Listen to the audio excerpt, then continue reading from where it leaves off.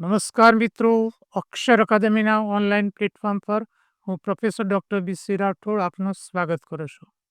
બંધારણની કલમોના પરિચયાન્વયે આજે આપણે કલમ નંબર 280 અને 281 ની જોગવાઈઓ જોઈશું. પણ એ જોગવાઈઓ જોઈએ તે પહેલાં હજુ સુધી જો તમે અમારી આ ચેનલને સબસ્ક્રાઈબ ન કરી હોય તો ચેનલને સબસ્ક્રાઈબ કરી દેશો. જોઈએ વિગતો. કલમ નંબર 280. કલમ નંબર 280 પરીક્ષા માટે એ મોસ્ટ આઈએમપી કલમ છે, કારણ કે ઘણીવાર પરીક્ષામાં નાણાં પંચની જોગવાઈ કઈ કલમમાં કરવામાં આવી છે તેની વિગત આમાં પૂછાય છે. આ ઉપરાંત નાણાં પંચની જે રચના છે, એના સદસ્યો છે, એને લગતી પણ વિગતો પરીક્ષામાં પૂછાય છે. એટલે આ કલમ પરીક્ષા માટે અગત્યની છે. જોઈએ, આ બંધારણના પ્રારંભથી 2 વર્ષની અંદર, એટલે કે જ્યારે બંધારણ આવ્યું એના 2 વર્ષની અંદર અને ત્યાર પછી દરેક 5મું વર્ષ પૂરું થાય ત્યારે અથવા તે પહેલા પોતાને જરૂરી જણાય તો રાષ્ટ્રપતિ હુકમ કરીને એક નાણાં પંચની રચના કરી શકશે, જે એક અધ્યક્ષ અને 4 સદસ્યોનું બનેલું રહેશે. અહીંયા 2-3 મુદ્દા પરીક્ષા લક્ષે છે. નાણાં પંચની રચના કોણ કરે છે?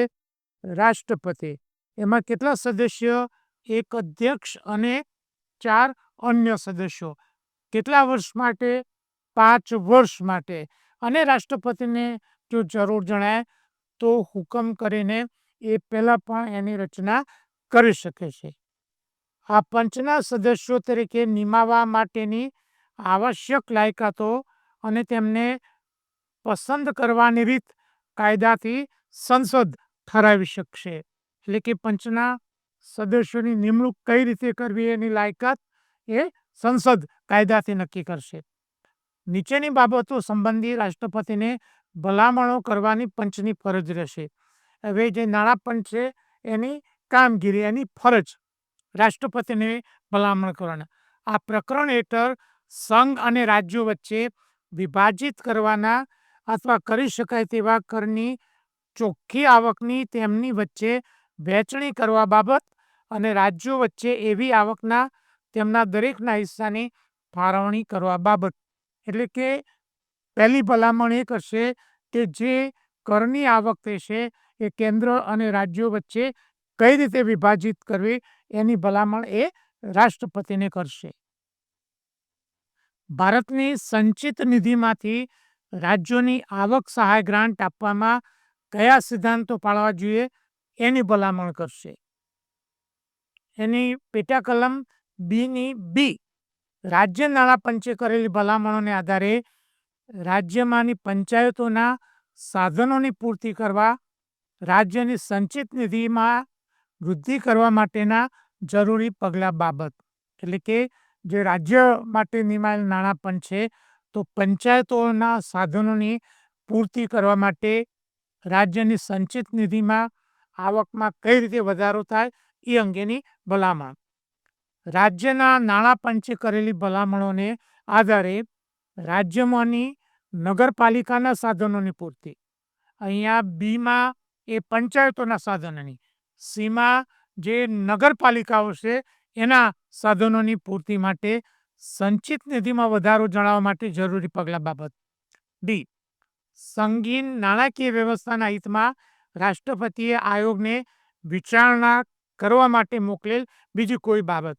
કે રાષ્ટ્રપતિ દેશની નાણાકીય સ્થિતિ અંગે કોઈ બાબત મોકલે તો તે અંગે વિચારણા હેઠળ આયોગ પોતે પોતાની કાર્યરીતિ નક્કી કરી શકશે અને પોતાના કાર્યો બજાવવા માટે કાયદાથી સંસદ આપે તેવી સત્તાઓ એને રહેશે. સંસદ જે સત્તાઓ આપે એ સત્તા નાણાં પંચ ભોગવશે. હા, નાણાં પંચની રચના રાષ્ટ્રપતિ દર 5 વર્ષે કરે છે. નાણાં પંચમાં એક અધ્યક્ષ અને 4 સભ્યો હોય છે. નાણાં પંચનું મુખ્ય કાર્ય કેન્દ્ર અને રાજ્યો વચ્ચે આવકની વહેંચણીના સિદ્ધાંતો નક્કી કરવાનું અને કયા રાજ્યને કેટલું અનુદાન આપવાનું તે નક્કી કરવાનું છે. કલમ નંબર 281 નાણાં પંચની ભલામણો. રાષ્ટ્રપતિ આ બંધારણની જોગવાઈઓ હેઠળ નાણાં પંચે કરેલી દરેક ભલામણ અને તેના ઉપર લીધેલ પગલાં વિશેની સમજૂતી યાદી સાથે સંસદના બંને ગૃહો સમક્ષ એ મુકાવશે.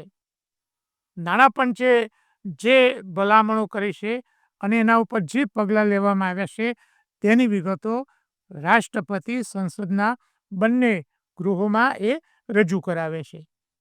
બંધારણ અંગેના અમારા 2 પુસ્તકો છે, ભારતનું બંધારણ અને રાજ્ય વ્યવસ્થા, જે વનલાઇનર અને MCQ સ્વરૂપે છે.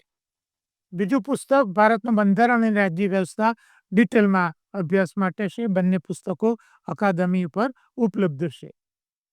વધુમાં અમારી 2 ટેલિગ્રામ ચેનલો છે. પરીક્ષાની તૈયારી કરતા વિદ્યાર્થીઓ માટે ખૂબ ઉપયોગી એવી ટેલિગ્રામ ચેનલ છે, BC રાઠોડ કરંટ અફેર્સ અને ગૌરવંતી ગુજરાતી. હજુ સુધી જો તમે અમારી આ બંને ટેલિગ્રામ ચેનલમાં જોડાયા ન હોય તો એમાં જોડાઈ જવા વિનંતી છે.